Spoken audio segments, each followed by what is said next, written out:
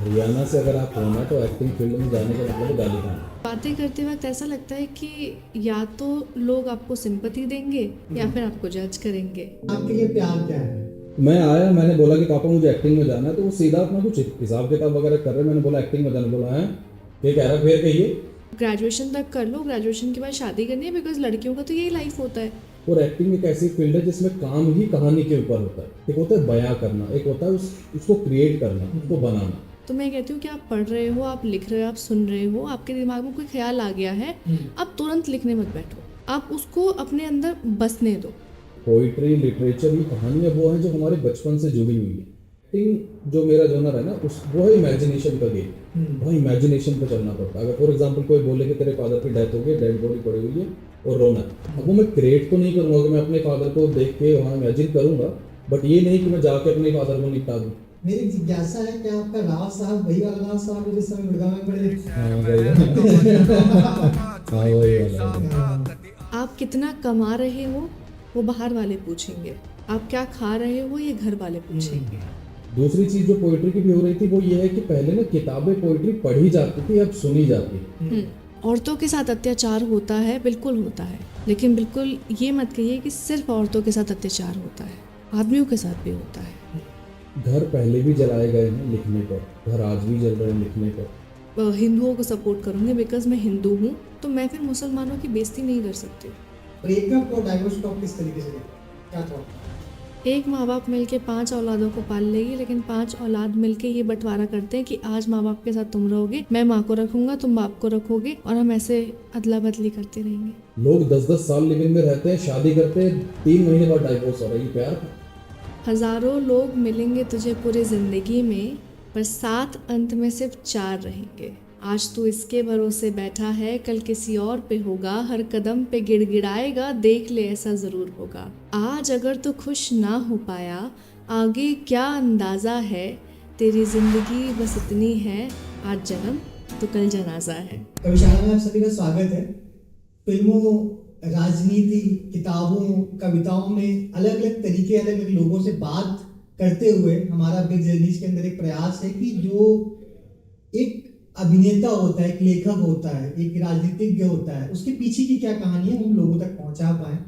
इसी श्रृंखला में आज हमारे साथ लवली और आदित्य हैं। सर बहुत बहुत स्वागत है आपका कविशाला में।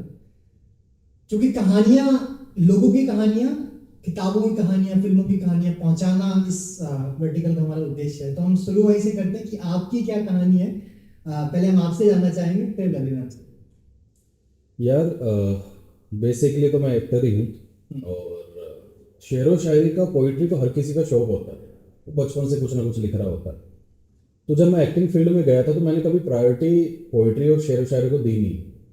बट जब मैं एक्टिंग फील्ड में चलने लगा या मैं काम करने लगा ना, तो उस वक्त मुझे लगा कि जब ये लॉकडाउन वाला खासकर फेज आया था, तो उस वक्त मुझे लगा कि अब लोग खाली हो चुके, वेले हो चुके, अब एक्टिंग वाली दुकान भी बंद हो रही है, हर कोई घर बैठ गया था।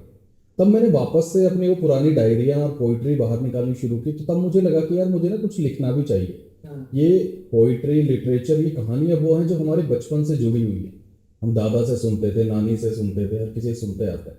तो मैंने वहाँ से लिखना चालू किया, और अभी खासकर एक्टिंग भी चल रही है, और भगवान की दया से अब कुछ वेब सीरीज, फिल्म और काफ़ी कंटेंट लिखा जा रहा है। आप बेसिकली बिलोंग गुड़गांव से करते हैं, हरियाणा से करते हैं, अभी आजकल मुंबई में हैं। हाँ, मुझे तकरीबन 8-9 साल बॉम्बे में हो गए, और मैं गुड़गांव से ही रहता हूँ। यही पास में छोटा सा गाँव है चटरपुर। ओके मैम, आपकी क्या कहानी है, कैसे शुरू होता है? मतलब आप लिटरेचर के पहले तक की कहानी की बात करें कि फिर हम लिटरेचर कनेक्ट की बात करेंगे, लिटरेचर से कैसे कनेक्ट हुआ आपका पहला, वो कांटेक्ट पॉइंट क्या था, कनेक्ट पॉइंट क्या था, उसके पहले की क्या कहानी है? फरीदाबाद एक बहुत छोटा सा शहर है, और मैं वहाँ पे एक बहुत छोटी सी कॉलोनी में रहने वाली लड़की थी। बहुत आम सा घर, मिडिल क्लास फैमिली। हम लोग ना सपने देखने से पहले ये सोचते हैं कि क्या हमारा जो फैमिली है, क्या हमारा जो सोसाइटी है, वो हमको हमारे घर के दायरे से बाहर निकलने की इजाज़त देगा या नहीं देगा।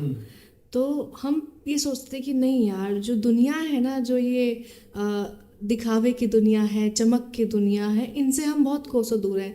तो वही घर का काम, पढ़ाई करना, ये सब करना। लेकिन दिल में ये होता था कि मैं बहुत ज़्यादा इंट्रोवर्ट और शाय किस्म की लड़की हुआ करती थी, और अभी भी हूँ। मैं बहुत कम बातें करती हूँ, क्योंकि बातें करते वक्त ऐसा लगता है कि या तो लोग आपको सिंपैथी देंगे या फिर आपको जज करेंगे। तो मेरा हमेशा से ये रहता था कि मैं नहीं चाहती कि कोई मेरे दुख को सुन के या मेरी मन की बातों को सुन के मेरे को जजमेंट्स पास करे कि यार ये तो ऐसी है, ये वैसी है, या फिर मुझे सिंपैथी दे आके। तो वो जो एक ट्रू होता है ना, वो जो एक ट्रांसपेरेंसी रहती है किसी भी इमोशन को लेके, वो हमेशा से मुझे फील होती थी। तो मैं अपनी डायरियाँ लिखा करती थी। हाँ। तो वही वो डायरियों का सिलसिला शुरुआत थी, वो सब चीज़ें करा। लेकिन यही था कि अच्छा, होता क्या है ना कि आपको एक्टर बनना है, एक पॉइंट रहा होगा कि किसी बात में आपको पिंच करा होगा या किसी पॉइंट पर पिंच होगा, नहीं मुझे एक्टर बनना है ना। तो मैं आपसे सबसे पहले ये समझना चाहूंगा कि वो पॉइंट क्या था कि आपके दिमाग में आया कि जैसे मैं बताऊं, मेरी अगर कविता जो शब्द है या पोएट्री शब्द है, मेरे दिमाग में कैसे आया है, मेरी लाइफ में कैसे आया। मुझे ना मेरी बाबा की जो कविताएं थी, वो कविताओं की किताब पढ़ी मैंने, वो देखी उनकी डेथ के बाद में। फिर मुझे वो शब्द पहली बार मेरे जहन में या मुझे मेरे दिमाग में आया कि कुछ कविता ऐसा होता है, ऐसा लिखा जाता है, ऐसा पढ़ा जाता है। जो फर्स्ट कनेक्ट पॉइंट था तो मेरे वो बाबा की किताबें थी। उसी तरीके से अगर आपको एक्टर बनना है या आपको एक्टिंग में जाना है, आप एक्टिंग में आए, बट उसके पहले एक कनेक्ट पॉइंट रहा होगा, एक कारण रहा होगा। वो कारण क्या था? यार सबसे पहली चीज़ तो हरियाणा से अगर आप हो ना, तो एक्टिंग फील्ड में जाने का मतलब है गाली खाना, है ना। तो यहाँ तो वो खेती बाड़ी और रोजगार वाली जिंदगी होती है। तो मैं कभी घर रहा नहीं। गुड़गांव एक छोटा सा गांव चकरपुर जो मैंने बताया, यहाँ पे मैं रहता था। 4th क्लास में मुझे बोर्डिंग स्कूल में डाल दिया गया क्योंकि मैं पढ़ाई में हरामखोर था, मैं पढ़ता लिखता था नहीं कुछ। तो बोर्डिंग जब मैं 12th कर रहा था ना, तो हमें वहाँ पे सैटरडे और संडे को मूवीज दिखाई जाती थी, उसके अलावा कभी नहीं दिखाई जाती। तो क्या होता ना कि पढ़ाई लिखाई में मन यहाँ पे भी नहीं था, तो वहाँ जाके हमें कनेक्ट मिल गया कि आप सैटरडे संडे फिल्में देख सकते हैं, माँ बाप के रोक टोक है नहीं। तो मेरा लगाव उन फिल्मों में ज़्यादा कनेक्ट होने लग गया। और जब मैं वहाँ से आया तो मुझे लगा कि यार मुझे ना थिएटर करना चाहिए, मेरा इंटरेस्ट इस चीज़ में ज़्यादा आ रहा है, मुझे नौकरी नहीं करनी। और हरियाणा वालों में होता है नौकरी कर नहीं पाते हैं, तो थोड़ा सा मुझे लगा कि मेरे से नौकरी वोकरी होगी नहीं, मेरे को फिल्मों में ट्राई करना है। बट अपने फादर से बात कैसे करें, क्योंकि फादर से बात करने का मतलब मुंह पे जूती खाने वाली चीज़ है। मैं आया, मैंने बोला कि पापा मुझे एक्टिंग में जाना है। तो वो सीधा अपना कुछ हिसाब किताब वगैरह कर रहे, मैंने बोला एक्टिंग में जाना। बोला है क्या कह रहा, फिर कहिए। मुझे लगा भाई नहीं बीबीए करनी है। तो मैं वहाँ से चेंज हो गया। फादर ने बोला कि क्या सोचा लाइफ के बारे में, तो मैंने बोला कुछ नहीं, बीबीए कर लेता हूँ। तो फादर ने बोला बीबीए करो फिर एमबीए करना और नौकरी वोकरी देखो अच्छी सी।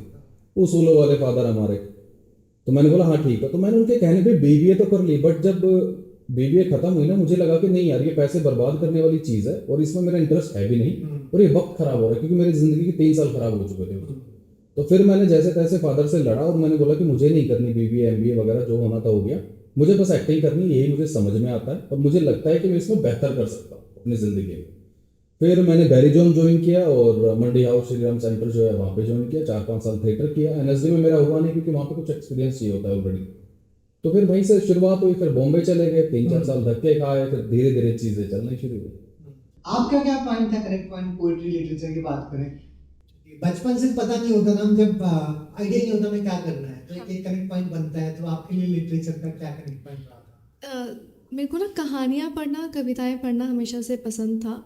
और जब भी मैं मतलब स्कूल की किताबें पढ़ती थी ना, तो एक कहीं ना कहीं मन में ऐसा था कि यार इससे अच्छा तो मैं लिख लूँगी।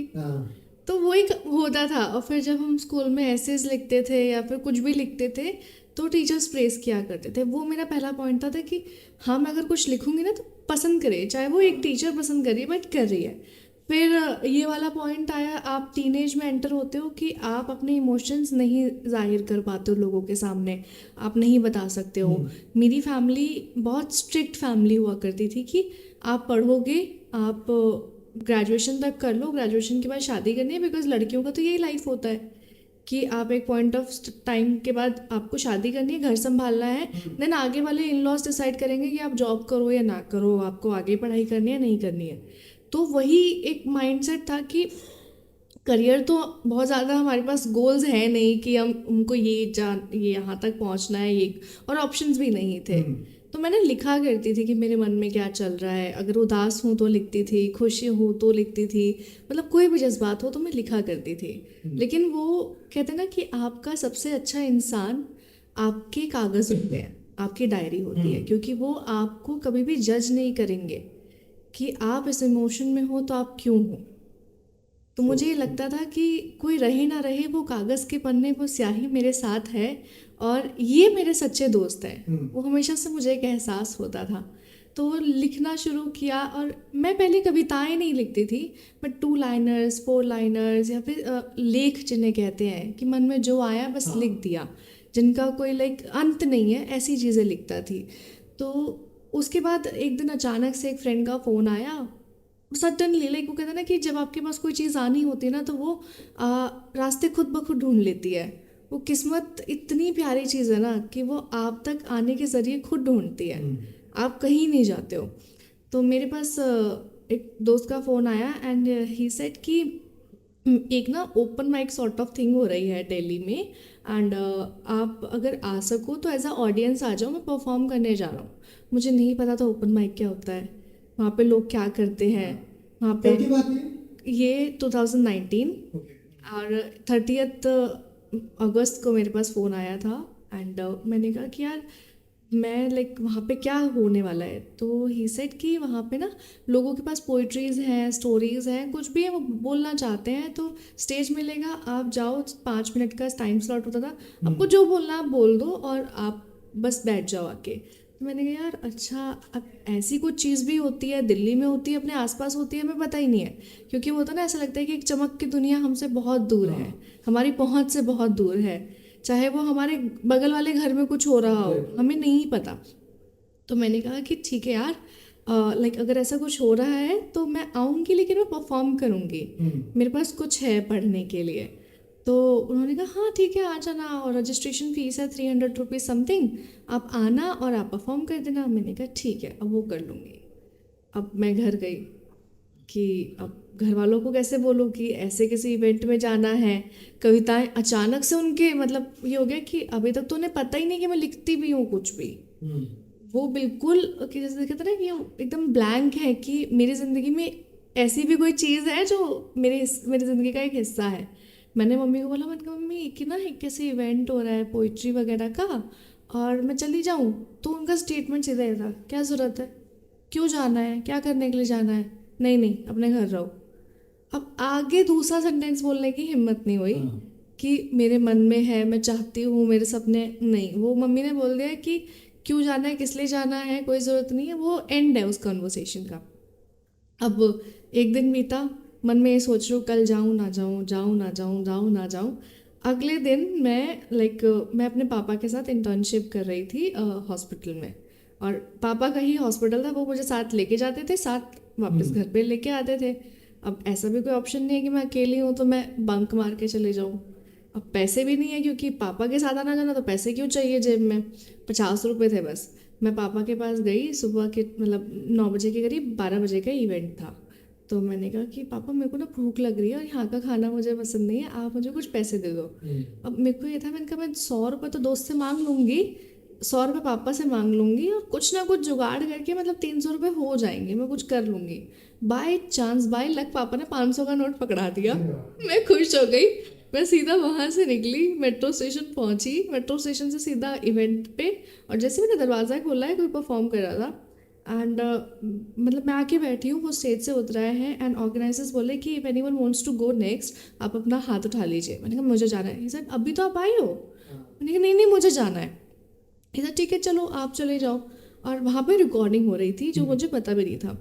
और ये ओपन माइक का ना कुछ कल्चर हुआ करता था उस टाइम पे 2019 में, कि आपने कुछ अगर शूट कर दिया है, आपने कुछ रिकॉर्ड किया है, तो वो 45 डेज़ के बाद अपलोड होता है। वो अपना एक वो क्राइटेरिया रखते थे अपना बैंक बनाने के लिए, कंटेंट बैंक बनाने के लिए। तो मैं वहाँ पे गई, मैंने परफॉर्म किया, उतरी, बैग टांगा and people are like clapping and वो स्टैंडिंग ओवेशंस दे रहे हैं, और मैं अपना बैग टांग के भाग गई क्योंकि वापस पहुँचना है 2 बजे से पहले, क्योंकि पापा इंतज़ार करें। लंच टाइम में नहीं देखा तो फिर गए। और पापा का ऐसा है कि वो कभी भी आपके डोर पे आके नॉक कर सकते हैं कि आप क्या कर रहे हो, बिकॉज सेम ऑफिस है, आप प्रिडिक्ट ही नहीं कर सकते ना वो क्यों आएंगे, कब आएंगे। बट भगवान ने मुझे बचाया उस दिन। मैं आराम से ऑफिस पहुंची, किसी को कुछ नहीं पता, वापस घर आ गई। और जब घर आई तो मन में खुशी थी कि हाँ, मतलब पहली बार किसी ने कुछ सुना, और मुझे बस सुनाना था किसी को, कोई वो फेमस होने की चाह नहीं थी, कोई ऐसी चाह नहीं थी कि मुझे ये पाना है, ये बनना है, ये हासिल करना है। पर वो कहते हैं ना कि आप अगर किसी चीज़ को करना चाहते हैं तो अपने दिल के लिए करें, अपने आत्मा के सुकून के लिए करें।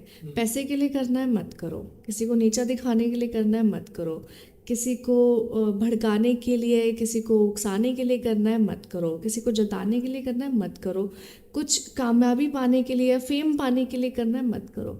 जिस दिन आप अपने लिए करोगे ये सारी चीज़ें खुद ब खुद हो जाएंगी। लोग अच्छा भी करेंगे, लोग चिढ़ेंगे भी, बुरा भी कहेंगे, फेम भी मिल जाएगा, पैसा भी आ जाएगा, सब आ जाएगा, लेकिन तभी आएगा जब आप खुद के लिए वो चीज़ें करोगे। और वही हुआ, मैंने करा और फिर से वो तो ना कि किस्मत रोल आउट करती है, वो पलटी खाती है। वो अपनी पॉलिसीज चेंज करके ओपन माइक वालों ने 45 डेज से चेंज करके उसको 3 दिन बाद यानी कि 4 सितंबर को अपलोड कर दिया। वो वीडियो रातों रात वायरल हो गई and all of sudden market में ही हो गया कि कोई एक लड़की आ गई है। और वो मैंने बोला भी वही था कि जो आपकी ज़िंदगी है उसका असल जो सार है वो मौत है। और मतलब मैं प्यार मोहब्बत में बहुत कम बातें करती थी और अभी भी मेरे को बहुत कम पसंद है कि वो बातें तो सब कर रहे हैं, वो सबकी ज़िंदगी में हो रहा है, बातें उनके बारे में की जाए जो लोग सुनना चाहते हैं। तो मैं वही, ज़िंदगी ये है, मौत ये है, आपको आपकी ज़िंदगी में सिर्फ 4 लोग मिलेंगे और कामयाबी किसी के कंधे पे रह के नहीं मिलती है, कंधे पे सिर्फ जनाजा जाता है। तो ऐसी बातें करके मैं आ गई, वो लोगों को पसंद आई, लोगों ने वो पसंद किया और वो घूमते फिरते वीडियोस मेरे पापा के पास भी, भाई के पास भी, सबके पास पहुंच गई। एंड देन एक क्वेश्चन मार्क कि ये कब हुआ, ये कहाँ गए, क्यों गए, कैसे गए। तो वो मेरे साथ पोएट्री ऐसे हुई है। बिल्कुल, और मैं आपसे आगे अभी सुनना चाहेंगे वो क्या था, कंटेंट पीस या क्या पोएट्री थी। उसके पहले आपके लिए, क्योंकि आप एक्टिंग में, थिएटर से आप आए हुए हैं, जो लिटरेचर होता है या पोइट्री होती है, किताबें होती हैं, कविताएं होती हैं, वो कितने हेल्पफुल होती हैं आपकी एक्टिंग वाले और थिएटर वाले पार्ट पे? यार कहानियाँ, लिटरेचर, हम हाँ, हर किसी ज़िंदगी में ना एक कहानी चल रही होती है। आपकी भी ज़िंदगी में कहानी चल रही होगी, मेरी भी चल रही होगी। और एक्टिंग एक ऐसी फील्ड है जिसमें काम ही कहानी के ऊपर होता है। एक होता है बयां करना, एक होता है उसको क्रिएट करना, उसको बनाना। हम बचपन से कहानियां पढ़ते हैं और एक्टिंग फील्ड एक ऐसी जगह है जहाँ पे हम कहानी जो सुनते हैं उसको लिख भी सकते हैं, तो जो कहानी सुन रहे हैं उसे क्रिएट भी कर सकते हैं। एक इमेजिनरी चीज़ों को लाइव करने वाला काम एक्टिंग के अंदर होता है। तो मैं बचपन से लिखता था और लिटरेचर ने मेरे साथ इतनी ज्यादती की है कि जो काम मुझे एक्टिंग से पहले करना चाहिए था वो मुझे एक्टिंग के बाद करना पड़ रहा है, क्योंकि अभी थोड़ा मेरा मन उब गया है एक्टिंग से। मैं सोच रहा हूँ थोड़ा लिटरेचर, राइटिंग और पोइट्री के अंदर आ जाऊँ, तो उसी को लेकर काफ़ी कंटेंट अभी लिखे जा रहे हैं। आपने अभी ओपन माइक का बात किया। ओपन माइक मतलब एक्सपीरियंस तो ऑब्वियसली बहुत अच्छा रहा होगा, क्योंकि वो एक लाइफ चेंजिंग मोमेंट था आपके लिए। क्या था वो कंटेंट पीस, क्या क्या पोइट्री थी?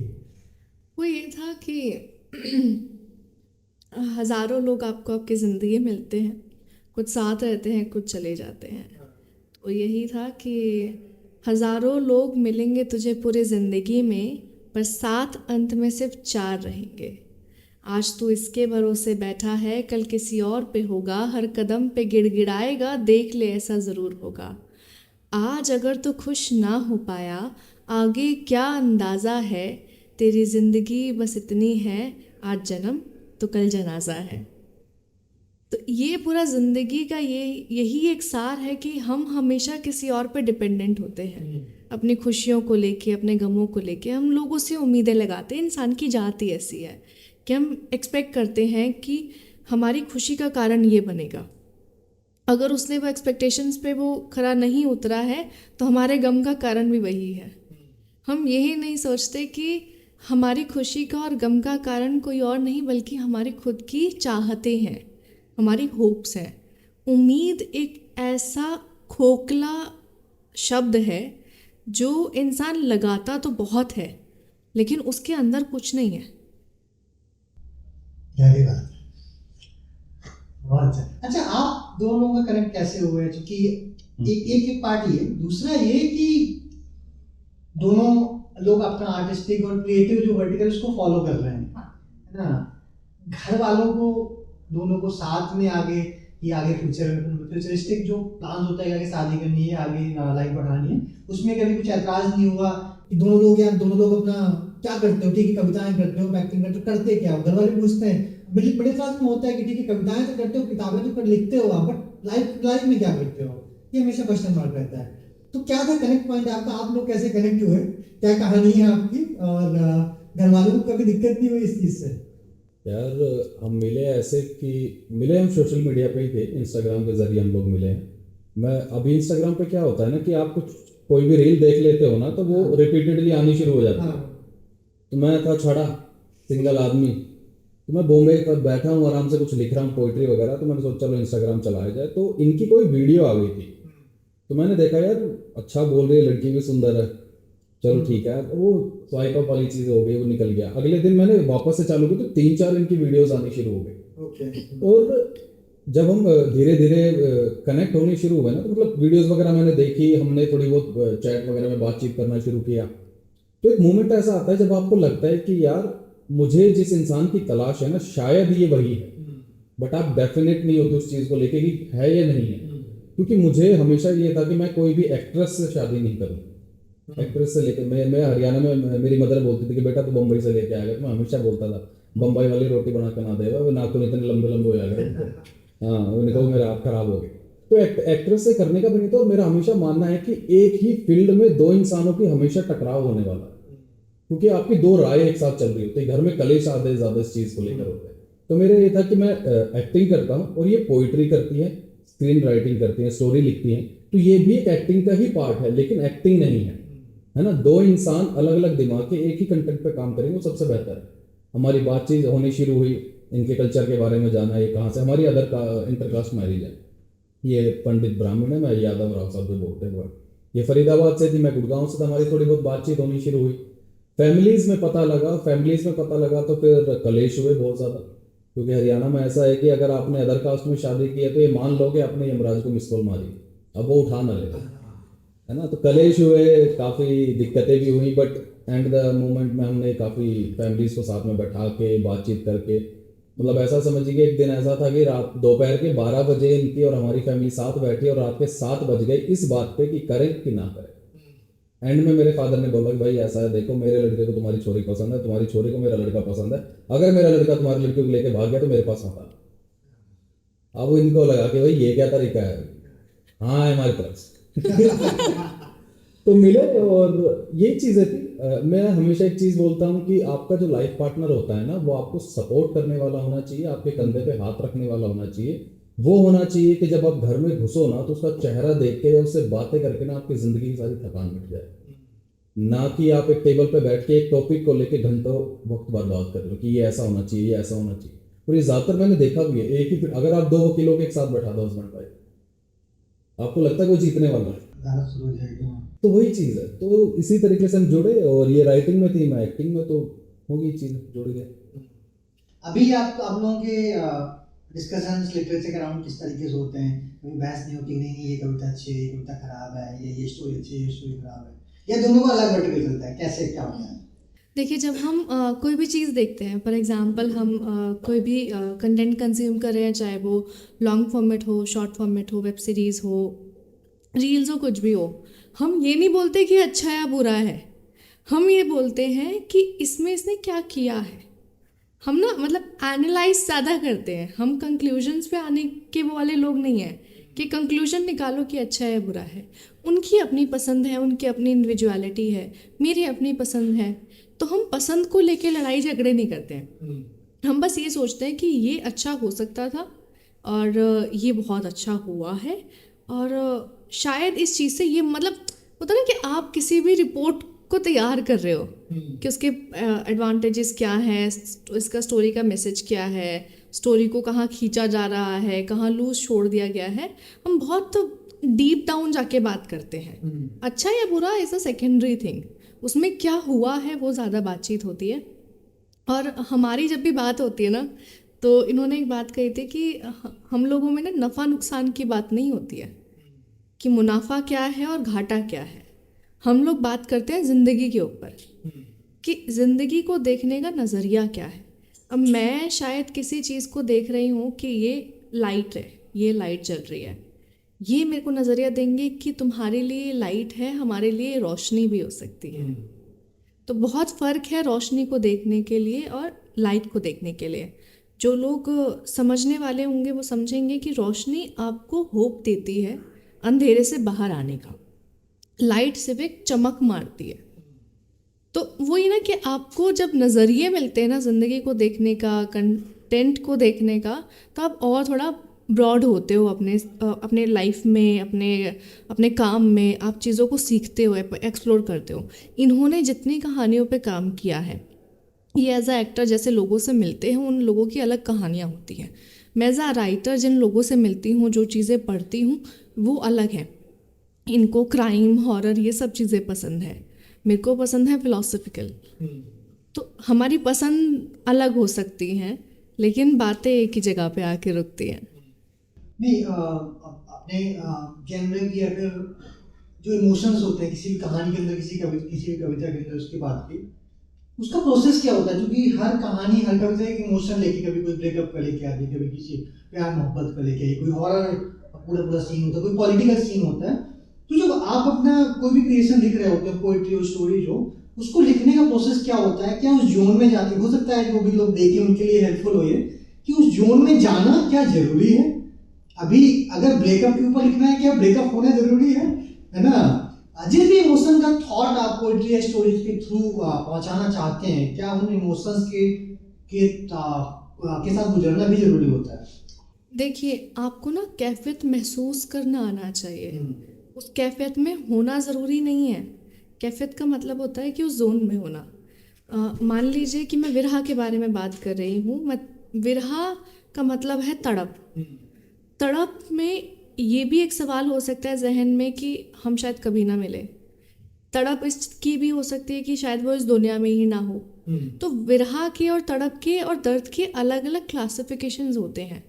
अब जैसे फॉर एग्जांपल मैं किसी विधवा के बारे में बात कर रही हूँ, या फिर मैं किसी ऐसे इंसान के बारे में बात कर रही हूँ जिसका पार्टनर अभी नहीं है इस दुनिया में, तो उसका जो दर्द होगा ना, वो बहुत अलग लेवल होगा। मैं सिर्फ उसके दर्द को महसूस कर सकती हूँ, उस दर्द में जा नहीं सकती हूँ। तो मैं जब भी देखिए, जब मैं कहती हूँ कि जब कविता आपके पास आती है ना, तो वो एक ख्याल होता है जो आपकी झोली में आके गिरता है। वो एक लाइन ही होती है, एक शब्द होता है जो आपकी झोली में आके गिरता है और अचानक से एक पॉइंट पे आता है। आप उसके ऊपर फिर आप रोम अराउंड करते हो, आप उस ख्याल के आसपास घूमते हो, आप सोचते हो, आप क्या करते हो। जब भी मैं कहानियाँ लिखती हूँ और सोसाइटी के इश्यूज़ के बारे में बात करती हूँ, तो टू बी वेरी ऑनेस्ट मैं केस स्टडीज़ पढ़ती हूँ।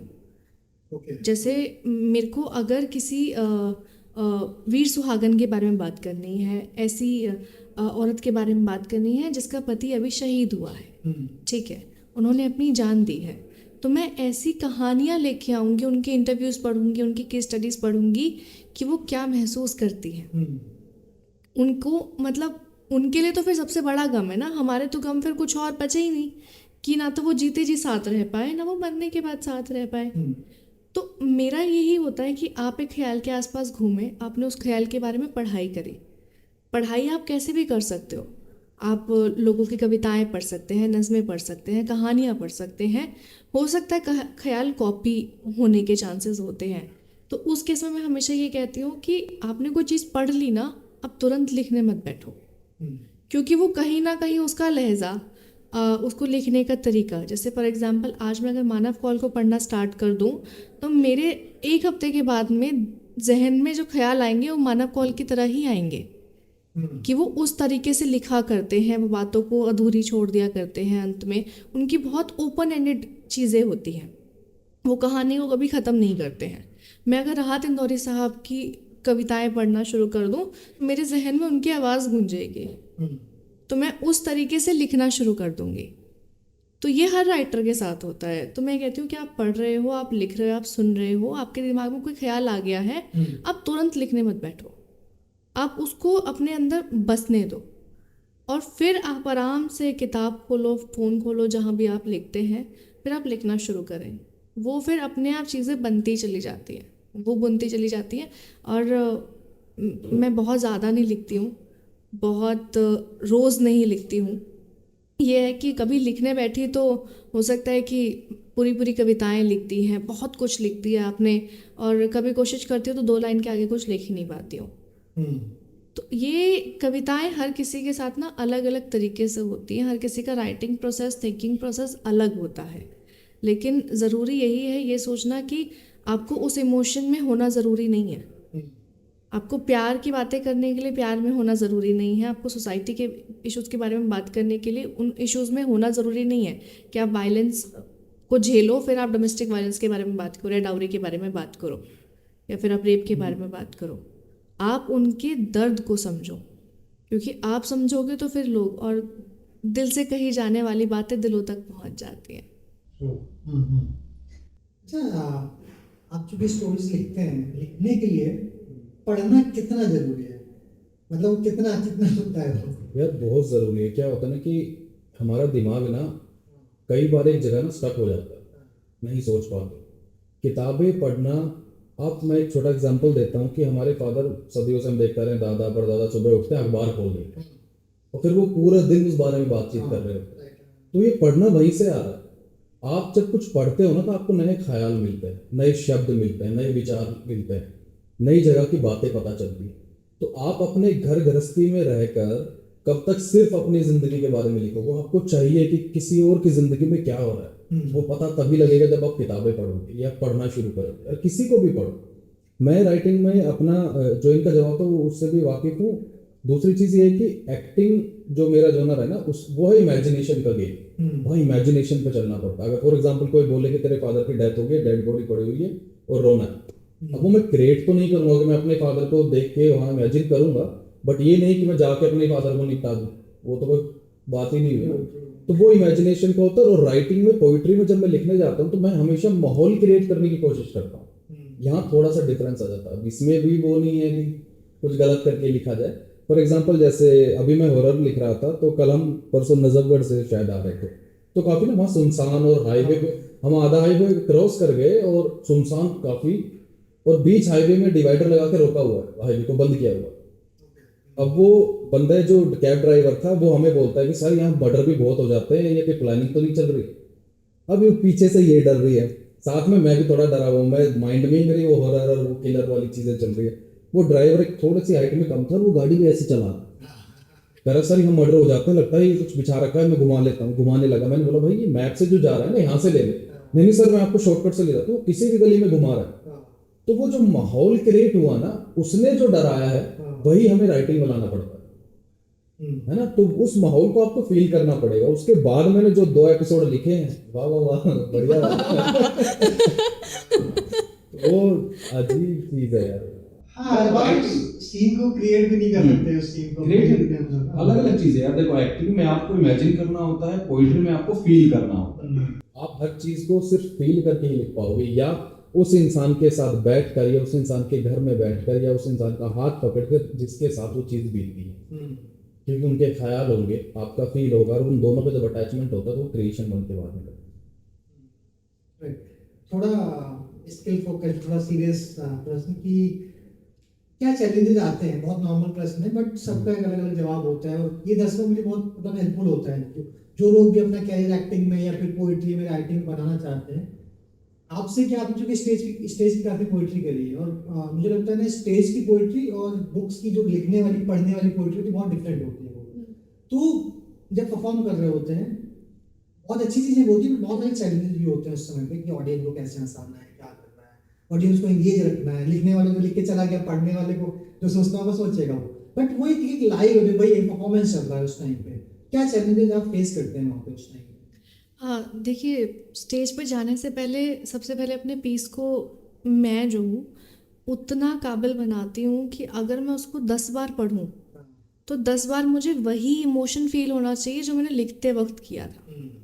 फॉर एग्जाम्पल मैंने बहुत टूट के कोई चीज़ लिख दी और मैं लिखते लिखते भी रो रही हूँ, और हो सकता है कि जब मैं अगले दिन या अगले सुबह या अगले हफ्ते उस चीज़ को पढ़ूँ तो मुझे वो इमोशन ना फील हो। तो आप फिर ये समझिए कि उस पर भी काम की ज़रूरत है। लिखाई का मतलब यही है कि जो जितनी बार सुनेगा, जितनी बार पढ़ेगा, वो उतनी बार उस एहसास में जाएगा, उसको महसूस करेगा। और अगर वो महसूस नहीं कर पा रहा है तो वो चीज़ अभी ज़िंदा नहीं है, वो मर चुकी है। तो स्टेज पे जाने के लिए आपको अपनी चीज़ों को ज़िंदा रखना पड़ेगा, तभी वो ज़िंदा लोगों को कनेक्ट कर पाएगी।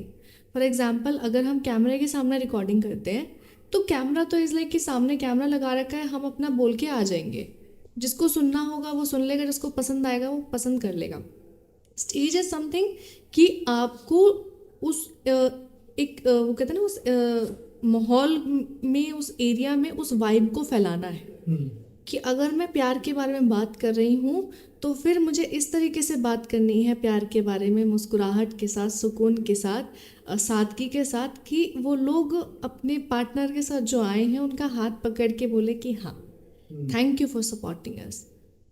उनको वो प्यार महसूस होना चाहिए, क्योंकि अगर आप दिल से नहीं बोलोगे, आपने दिल से कोई चीज़ नहीं करी है, आपकी चीज़ दिल से नहीं लिखी गई है, तो वो लोगों के दिलों तक नहीं पहुँचेगी। तो मेरा यही होता है कि आप जब भी स्टेज से पहले जा रहे हैं तो अपने पीस को उतना रेडी कर लें, फर्स्ट कि आप उसको ज़िंदा बना लें। दूसरी चीज़ ये कि प्रैक्टिस अलॉट। और मैं मिरर रिहर्सल्स में बहुत ज़्यादा यकीन रखती हूँ, क्योंकि आपको फिर ये पता लगता है कि आप दिख कैसे रहे हो। आप मिरर में जैसे दिखते हो वो लोगों की नज़रें हैं।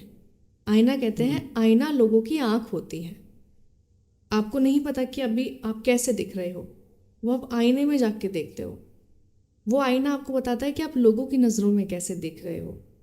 तो आप आईने में जाके अपने प्रैक्टिस करो, आप मूवमेंट्स करो, अपने फेशियल एक्सप्रेशंस पे काम करो। आप अपने आप को वो कर लो ना कि यार अब ये चीज़ है, बिकॉज आपका लुक भी मैटर करता है। लुक नॉट बाहरी खूबसूरती, आप उस चीज़ को कैसे प्रेजेंट कर रहे हैं। ये एक्टर हैं तो इस चीज़ को बहुत ज़्यादा जानते होंगे कि आप अपने चेहरे से ही लोगों को बताते हैं कि आप किस जोन में हैं। अगर मेरी आंखों में आंसू नहीं होंगे, मेरी आंखें नम नहीं होंगी, तो मैं नहीं मानती कि मेरी बातें सुन के कोई और भी अपनी मैं अगर हंसते हंसते दर्द के बारे में बात करूँगी तो कोई दर्द को महसूस ही नहीं करेगा। वो तो यही कहेगा ना कि अरे तो बस पढ़ के चली गई। तो there is a like huge difference between reciting a piece and performing a piece. Perform करने के लिए आपको अपने चेहरे से, अपने बॉडी लैंग्वेज से, अपने कपड़ों से, अपने हैंड जेस्चर से, आपको हर तरीके से आपको उस रूप में ढलना है ताकि लोग उस पर यकीन करें। और रिसाइटिंग इज़ लाइक आपने तो बुक पढ़ के छोड़ दी है। राइट। एक एक जो आप कहानी लिख रहे होते हैं, आपके हिसाब से एक अच्छी कहानी कैसे गढ़ी जाती है, कैसे बनती है, जो लोग जिसको सराहें, क्या होता है वो अच्छी कहानी का फॉर्मूला है, डेफिनेशन? यार मेरे लिए तो जो मेन चीज़ मैटर करती है ना, मैं जो दौर चल रहा होता है ना उस दौर के हिसाब से लिखना पसंद करता हूँ। क्योंकि अगर मैं आज से 100 साल पुरानी वाले माहौल को आज क्रिएट करूँगा, वो लोग देखेंगे, वो फैंटेसी में देखेंगे क्या क्या हुआ करता था, लेकिन उस इमोशन को फील नहीं कर पाएंगे। आज से पहले अंग्रेजों के साथ हमारे दादा परदादों ने किस तरीके से लड़ाई की थी, क्या क्या बीता होगा, वो सिर्फ देखना पसंद करेंगे, फील करना नहीं, ना वो फील कर पाएंगे। पर आज जो माहौल में चीज़ें चल रही है ना, उससे हम कनेक्ट कर पाते हैं, है ना, और क्रिएट करना भी बहुत ज़्यादा आसान होता है। दूसरी चीज़ ये है कि जब आप ऑडियंस के लिए लिखते हो ना, तो आपके लिए 3 चीज़ें मैटर करती हैं जो मुझे लगता है। पहली, कि आप जो कन्वे कर रहे हो क्या वो सुनने के लायक है, क्या वो रेडी है। पहली चीज़, आप जो कन्वे कर रहे हो वो फिर देखने के बाद या उस पॉइंट को सुनने के बाद उनकी लाइफ में चेंज क्या आता है। तीसरा, ये कहानी मुझे कैसे बदल रही है या मेरे अंदर क्या चेंज लेके आ रही है। ये 3 चीज़ होती है। स्टार्ट, मिड और एंड हर कहानी का पॉइंट होता है। फॉर एग्जाम्पल, अगर मैं कोई हॉरर सीरीज लिख रहा हूँ तो वो चीज़ है जो आज से कुछ वक्त पहले हुई है, उसके होने के बाद उस गांव में बदलाव क्या आया, और वो चीज़ें आने सुनने से या उस चीज़ को लिखने के बाद मेरी ज़िंदगी में क्या चेंज हुआ, मैं कितना ओपन हो पाया, कितना समझ पाया उस चीज़। तो मेरे लिए यही पॉइंट होते हैं सारे। लिटरेचर, कविताएं, एक्टिंग, एक फेज होता है लाइफ में, बहुत लोग डिप्रेशन में जाते हैं, बहुत लोग हीलिंग की रिक्वायरमेंट होती है, और मुझे लगा सबकी लाइफ में होती है। कितना, किस तरीके का लिटरेचर या कितना लिटरेचर हेल्पफुल होता है किसी को किसी की लाइफ में हील करने के लिए? वो हीलिंग का या डिप्रेशन का कारण कुछ भी हो सकता है, उसका ब्रेकअप हो सकता है, लाइफ की दूसरी परिस्थितियाँ हो सकती है, कुछ भी कारण हो सकता है, लेकिन लिटरेचर का पढ़ना, लिटरेचर का लिखना कितना हेल्पफुल होता है इंसान को हील करने में? देखिए, मैं मानती हूँ कि जब भी कोई इंसान किसी चीज़ को पढ़ता है ना, तो उसके मन में 2 ख्याल आते हैं कि या तो ये मेरी ज़िंदगी का एक हिस्सा है, ये मेरे साथ घटित हुआ है। दूसरा ये कि ये हो गया है लेकिन अब मुझे बदलाव लाना है।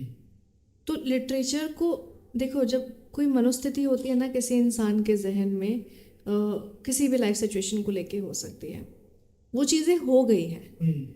अब ये सेल्फ रियलाइजेशन होना चाहिए कि अब आगे क्या, अब नेक्स्ट क्या है, बिकॉज आप ज़िंदगी भर तो उस जोन में नहीं बैठे रह सकते हो और आपको फिर अपने आसपास की चीज़ें देखनी है।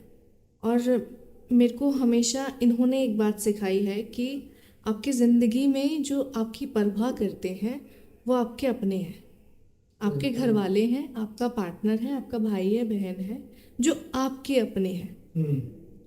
और आपके जो गिने चुने दोस्त जो आपको दिल से चाहते हैं।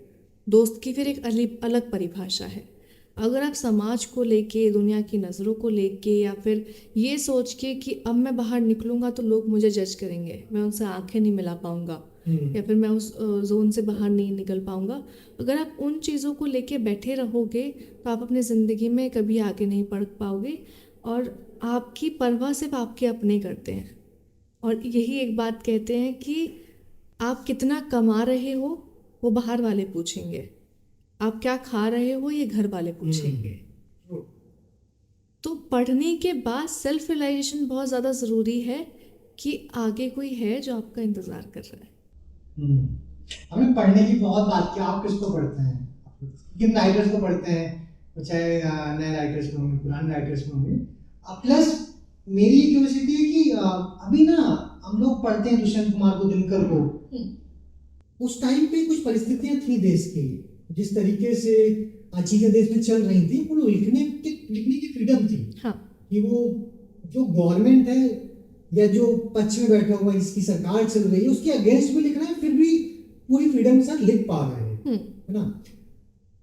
आज के दिन में क्या कोई लेखक, मान लीजिए आपने बोला है कि आप प्यार मोहब्बत में बहुत कम लिखते हैं, दूसरे टॉपिक्स में लिखते होंगे, वो फ्रीडम है उस खुल के लिख पा रहे हैं उन टॉपिक्स में। अगर आप राजनीति में लिखते हैं तो क्या किसी भी पार्टी या किसी भी सरकार के अगेंस्ट में आपको लिखना है, वो फ्रीडम आपको फील होती है अंदर से कि अगर मैं लिख दूंगी तो कुछ ऐसा ना हो जाए, या मैं ऐसी कोई स्टोरी लिख दूं जो सरकार के थोड़ा अगेंस्ट में हो तो कुछ कोई एक्शन ना हो जाए। इतना फ्री राइटर है आज के दिन में लिखने के लिए। देखिए, जब आप लिखने की बात करते हैं ना, तो लिखने से पहले आता है सोचना। आपको सोचने की आज़ादी है। फिर इन्होंने अभी एक बात कही कि वो कन्वे करने के लायक चीज़ है या नहीं है। अब फॉर एग्जाम्पल मैं कल को बोलने लग जाऊँ कि women against crime against women जो है वो वैलिड है। आजकल बहुत सारे मिनिस्टर्स जो हैं इस बात को बोल रहे हैं अपने अपने पॉइंट ऑफ व्यू के अकॉर्डिंग। तो ये मैंने बोल दिया, ये मेरे सोचने की आज़ादी है, लेकिन ये सोसाइटी के पॉइंट ऑफ व्यू से गलत है, बिकॉज अलग अलग पहलू हैं। जब हम लिखने के बारे में बात करते हैं तो लिखने का पॉइंट ऑफ व्यू वही होता है कि जब भी आप किसी चीज़ के बारे में लिख रहे हो तो क्या वो सही है या गलत है। आपकी नज़रों में हमेशा जो चीज़ सही है वो दूसरों की नज़रों में गलत भी हो सकती है, और जो आपके लिए गलत है वो दूसरों के लिए सही भी हो सकती है। तो आप अपने पॉइंट पे अड़े रहो, आप एक दायरे में रह के चीज़ें करो। दायरा वो होता है जो किसी को नुकसान ना पहुंचाए। अगर मैं ये बोल दूं कि जाओ सबको मार के आ जाओ, दुनिया ऐसी है, सबका कत्ल कर दो या सबका खून कर दो, तो ये हमारा एक दायरा है कि मैं ऐसी चीज़ें लोगों के सामने नहीं रख सकती हूँ, क्योंकि मैं उनको उकसा रही हूँ कोई ऐसा कर्म करने के लिए जो कि धर्म के अनुसार या कर्म के अनुसार बहुत गलत है। मैं किसी को मारने के लिए नहीं उकसा सकती हूँ। लेकिन वही अगर मैं बात करूँ कि औरतों के साथ अत्याचार होता है, बिल्कुल होता है, लेकिन बिल्कुल ये मत कहिए कि सिर्फ औरतों के साथ अत्याचार होता है, आदमियों के साथ भी होता है। परेशान वो भी हैं, दबाव में वो भी हैं, क्राइम उनके साथ भी होते हैं, मर्डर उनका भी होता है, रेप उनका भी होता है, टॉर्चर उनके साथ भी होता है, हरासमेंट उनके साथ भी होता है। तो मेरा कहने का मतलब वही है कि आप वो बातें करें जो लोग सुनना चाहते हैं। आप उस पक्ष के बारे में बात करें जिस पक्ष के बारे में कोई बात नहीं कर रहा है।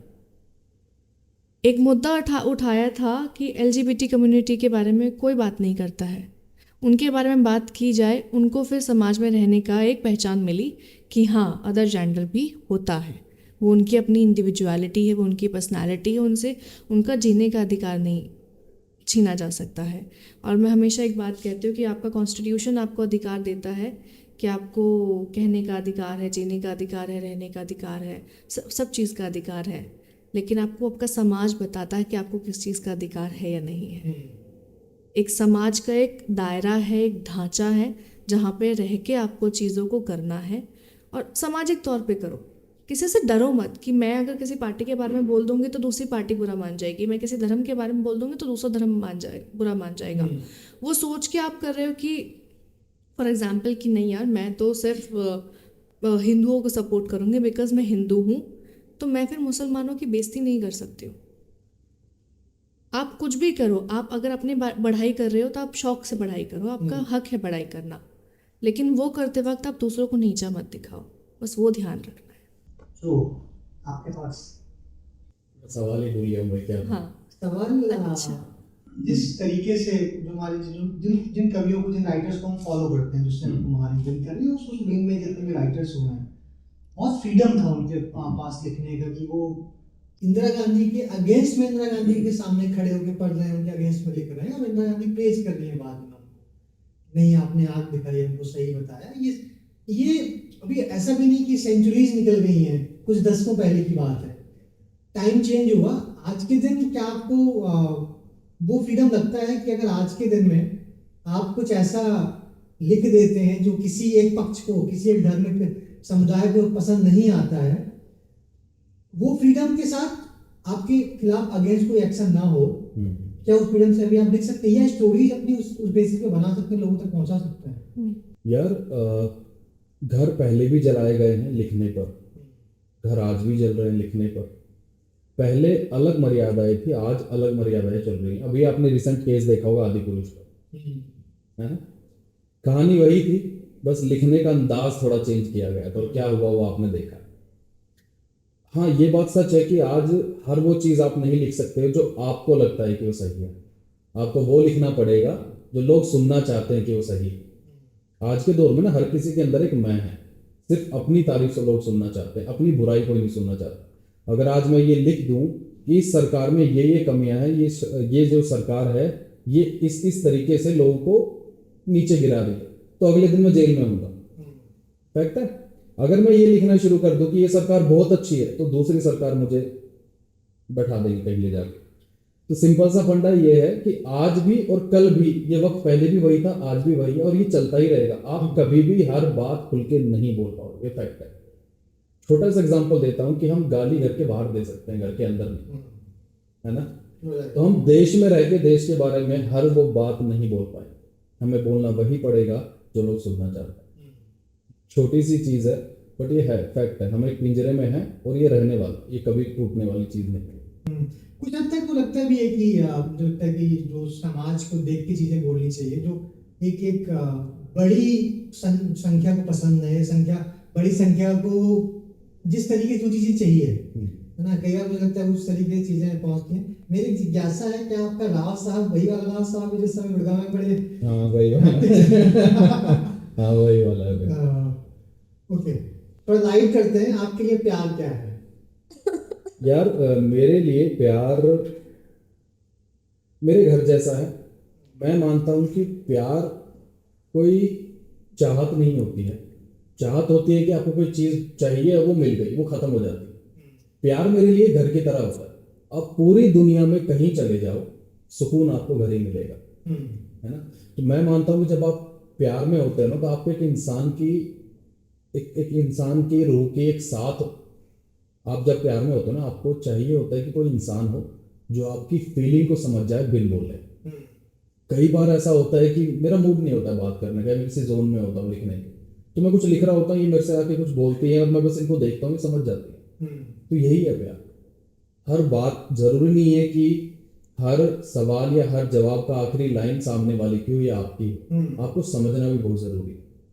प्यार फील है, माहौल है, घर है, माँ बाप है ना? आप माँ बाप से प्यार करते हो, सौदा तो नहीं करते, छोड़ते तो नहीं हो। ये डाइवोर्स वाली जो चीजें चल रही है, प्यार मोहब्बत के बाद ही क्यों चल रही है? क्योंकि लोगों ने उम्मीद लगानी शुरू कर दी है, चाहते बढ़ गई है, डिमांडिंग बहुत ज्यादा हो गई। मैं ये चाहता हूँ वो करो, वो नहीं करा तो डाइवोर्स। मैं ये चाहता हूँ ये होना चाहिए, वो नहीं किया तो डाइवोर्स। ही प्यार था फिर तुम्हारा? लोग 10-10 साल लिविंग में रहते हैं, शादी करते हैं, 3 महीने बाद डाइवोर्स हो रहा है, ये प्यार था? तो फील ही नहीं कर पा रहे, आप माहौल नहीं बना पा रहे। आप जब अपना घर बनाते हो ना तो तिनका जोड़ के बनाते हो, जब तोड़ते हो ना तो सर पकड़ के बैठते हो, यही होता है फिर। लेकिन जब आपने डाइवोर्स लिया तब तो आपने सर नहीं पकड़ा, आपने कि वो पीछे थोड़ा बाहर हो जाए भैया, ये तो वही है।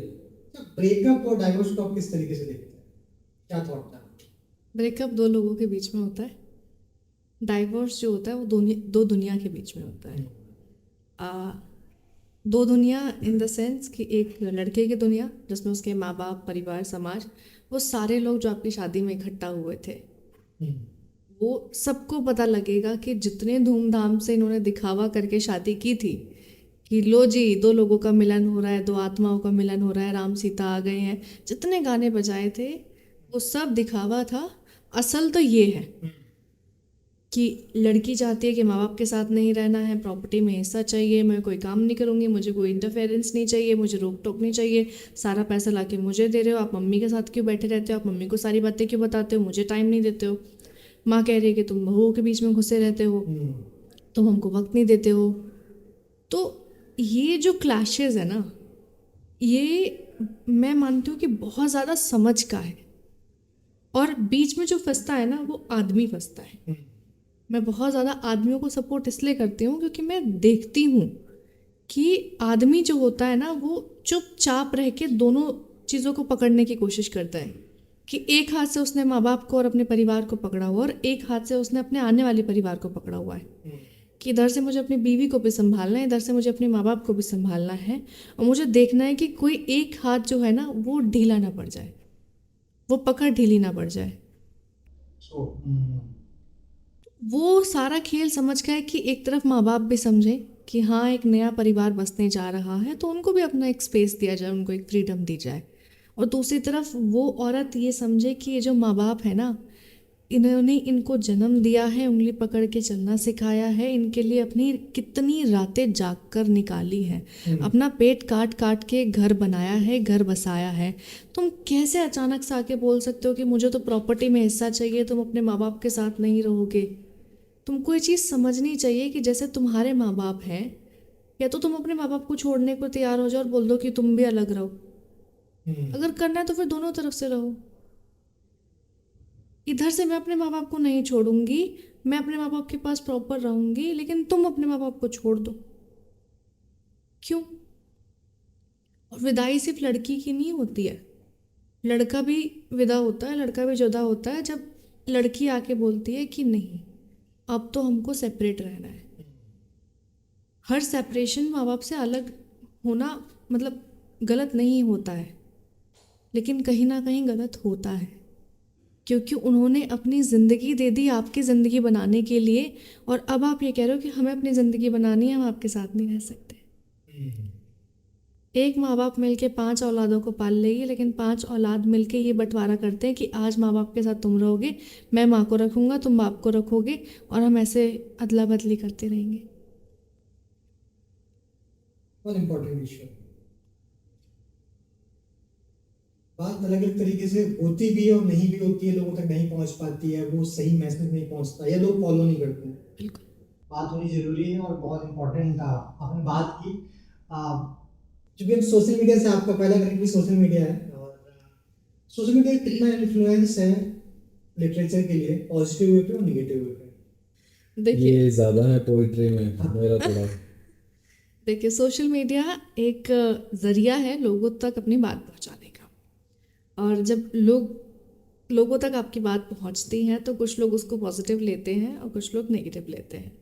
अब कंटेंट तो हर तरीके का मार्केट में फ्लो हो रहा है, क्रिंज भी हो रहा है, छपरियों वाला भी हो रहा है, छपरियों इन द सेंस कि आप मेरे फीलिंग्स विदाउट सेंस वाला वो भी हो रहा है, एंड कुछ काम की बातें भी, इम्पॉर्टेंट मैसेजेस भी फ्लो हो रहे हैं। हमारे जो हमारी जो मास ऑडियंस है, आप देखिएगा कि अभी कोई इंसान जो है वो न्यूडिटी प्रमोट करके या फिर कोई भी ऐसा क्रिंज हरकत करके चीज़ों को अभी 15 सेकंड का कुछ रील या शॉर्ट डालेगा तो एकदम से उस पर मिलियन व्यूज़ आ जाएंगे, क्योंकि लोग ना फ़न ढूंढ रहे हैं अपनी ज़िंदगी में, वो अपनी ज़िंदगी से परेशान है, उनको कुछ भी फ़न दिखेगा और वो उस चीज़ को शेयर कर देंगे, मार्केट कर देंगे। लेकिन अगर सही चीज़ है तो वो सही चीज़ वही लोग पसंद करेंगे जो उस इंटेलेक्चुअल माइंड जोन में होंगे। और सोशल मीडिया देखो आपको पॉजिटिव और नेगेटिव दोनों देता है। मैं अगर कोई बात कहूँगी तो जो समझने वाले लोग होंगे वो समझ जाएंगे। अभी जैसे मैंने कहा कि लड़कियाँ ये सब करती हैं, लड़कियाँ ऐसी हैं वैसी हैं, मैंने कुछ भी बोल दिया तो लड़के तो सपोर्ट में खड़े हो जाएंगे, लड़कियाँ सब अगेंस्ट में चली जाएंगी। तो नेगेटिव दोनों तरीके से है, किसी के लिए कोई बात अच्छी हो सकती है, किसी के लिए कोई बुरी हो सकती है। आपको ये समझना होगा कि वो कंटेंट जो है, आपका कंटेंट आपके ऊपर क्या इफ़ेक्ट डाल रहा है और जो आप कंज्यूम कर रहे हो वो आपके दिमागी स्थिति पे क्या इफ़ेक्ट डाल रहा है।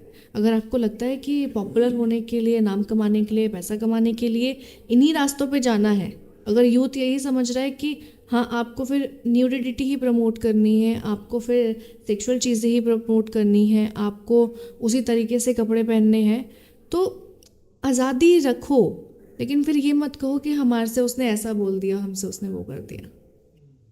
दोनों तरफ से रेडी रहो। राइट कि कितना वायरल होना है, कितने फॉलोअर होने, बहुत फॉलोअर होने, बहुत वायरल होना होता है। यार ये फॉलोवर, ये रीच के जो गेम है ना, ये तो एक तो इनके आने के बाद मुझे पता चला। हम तो हमारा सिंपल होता था, सुबह एक फोटो डाल दी, शाम को एक फोटो डाल दी, ठीक है, लाइक आए तो ठीक, ना आए तो। बट आज ना ये रीच, ये एंगेजमेंट या ये फॉलोअर ना एक तरीके से आपके परिवार के तौर पे देखा जाता है कि कितने लोगों से आप जुड़े हुए, कितने लोग आपके काम को पसंद कर रहे हैं, है ना। दूसरी चीज जो पोइट्री की भी हो रही थी वो ये है कि पहले ना किताबें, पोइट्री पढ़ी जाती थी, अब सुनी जाती है। इसका सबसे अच्छा उदाहरण सोशल मीडिया ही है। इसने लोगों को बनाया भी और बिगाड़ा भी है। पहले लोगों के पास जरिए नहीं थे, हर किसी के पास मोबाइल नहीं होता था, नेट नहीं होता था, टीवी नहीं होते थे, कंप्यूटर नहीं होते थे। बट अब एक छोटा सा मोबाइल आ गया जिसमें पूरी दुनिया भरी हुई है। अब किताब के अंदर 5 कहानियां, 10 कहानियां, 1000 कहानियां लिख दोगे, लेकिन ये जो मोबाइल आपके हाथ में, सोशल मीडिया आपके हाथ में, इसमें 1 करोड़ अरब खरब पता नहीं कितनी कहानियां जमा है। तो आपको सही कहानी कौन सी चुननी है वो आपके हाथ में है ना। आप घर को बनाने वाले भी सुन सकते हो, घर में कलेश पैदा करने वाले भी सुन सकते हो। सोशल मीडिया दोनों तरीके से काम करता है ना। आईने में आप चेहरा देख के सवर भी सकते हो, आईने में मुक्का मार के खून भी निकाल सकते हो। तो वो आपके ऊपर डिपेंड करता है कि आप क्या देखते हो। और यही फॉलोअर्स और ये जो लाइक वाला है, ये भी आपके एक परिवार के तौर पे होता है। आप सबसे अच्छी चीज ये है कि फॉलोअर्स और इंस्टाग्राम ने एक अच्छी चीज ये कर दी है कि आपकी जो रीच होती है ना, उससे आपको एक मोटिवेशन मिलता है कि लोगों को मेरा काम पसंद आ रहा है, अब मैं और अच्छा करूंगा या मैं इस तरीके का करूं। बट यही नेगेटिव पॉइंट भी बन जाता है जब आपने कुछ पॉजिटिव बोला और उस पर व्यूज नहीं आए, आप वो कहना छोड़ देते हो। आपने कुछ गलत बोला, मिलियंस क्रॉस कर गए, फिर आप गलत बोल रहे हो। सही और गलत दोनों तरीके की चीज है। कोई पोइट्री आप अगर सुना पाए आखिरी में? कौन सा सुनाओ आप बताओ। मुझे अभी तुम्हारी आप बताइए, मैम सुनेंगे। आप मुझे बताइए। तुम्हारी कोई याद नहीं आ रही। यार मैंने अभी कुछ रिसेंटली लिखा था, वही सुना देती हूँ। याद नहीं है गाइस, सॉरी। मुझे भी ढूंढना पड़ेगा क्या कुछ। हाँ जी। मैंने नहीं, बहुत एक ख्याल ही था कि जब हम सफ़र में होते हैं ना तो सब रास्ते एक जैसे होते हैं। हम उन पर किस भावना से चलते हैं वो रास्ता हमको वैसा ही लगता है। मान लीजिए कि हम किसी रास्ते पे उदास होके चल रहे हैं, हमें ये पता है कि घर में किसी की मौत हो गई है, तो वो नज़ारे जिसको देख के दुनिया ये कहती है कि कितना खूबसूरत नज़ारा है, ये कितना सुहाना नज़ारा है, वो हमको उस टाइम पे सबसे ज़्यादा खल रहा होगा। कुछ लोगों के लिए जो सफ़र होता है वो बहुत लंबा सफ़र, उनको मज़ा आता है, लेकिन किसी के लिए जल्दी पहुंचना बहुत ज़रूरी होता है। तो सब रास्ते एक जैसे होते हैं, आप उन पर किस भावना से चलते हैं वो आपको बताता है कि आपका सफ़र कैसा रहा। और ये आपकी ज़िंदगी में भी होता है कि सफ़र सबका वही है कि आपको कामयाब होना है। आप उस पर चलते चलते क्या भावना रख रहे हैं। आप ये सोच रहे हैं कि यार आज फिर से मेहनत करनी पड़ेगी, फिर उठना पड़ेगा, सुबह उठना पड़ेगा, तो आपकी वो ज़िंदगी की थकान और फ्रस्ट्रेशन में ही आपको वही लगेगा कि ये तो स्ट्रगल है, पूरी ज़िंदगी स्ट्रगल है। लेकिन आप किसी चीज़ को लर्निंग प्रोसेस में आके काम करना स्टार्ट कर दो कि यार मुझे आज को सीखना है, आज नया दिन है। और रोज़ ये भावना नहीं हो सकती है कि आप रोज़ एक्साइटेड हो, नहीं। आपका मन बताता है कि आप उस सफ़र में कैसे हो। तो ये ख्याल लिखा था मैंने बेसिकली। बाकी मैं पोइट्री भी सुनाती हूँ यार एक। मेरा नेट चल नहीं रहा है, कोई मेरे को खोल के देना इंस्टाग्राम। मेरी ना एक नज्म ही कह लो, इसका नाम है मालिक। ओके। मालिक का मतलब है कि हम खुदा से बात कर रहे हैं और मैं खुदा को मालिक बोल रही हूँ कि उधड़ा सा कोई ख्वाब है मालिक, आँखों में शामिर बेहिसाब है मालिक, कच्ची सी यादों में सजी कोरी सी कोई किताब है मालिक, सर्द हवा और बादलों में रिसाव है मालिक, सर्द हवा और बादलों में रिसाव है मालिक, तड़प है किसी के दिल की या बरसात का आगाज़ है मालिक, और सुर्ख है सबब दीद का, सुर्ख है सबब दीद का, ये कैसा झुकाव है मालिक, इश्क है मोहब्बत है या बस रुझान है मालिक, और हरफे गज़ल आजकल बिखरे हैं मेरे, हरफे गज़ल आजकल बिखरे हैं मेरे, रुदाद में आया ये कैसा घिसाब है मालिक, और पायाब दरिया में डूब गई कल शाम कोई नाव। पायाब का मतलब होता है कम गहरा, कि पायाब दरिया में डूब गई कल शाम कोई नाव, हर खबर में तू होता क्यों बदनाम है मालिक।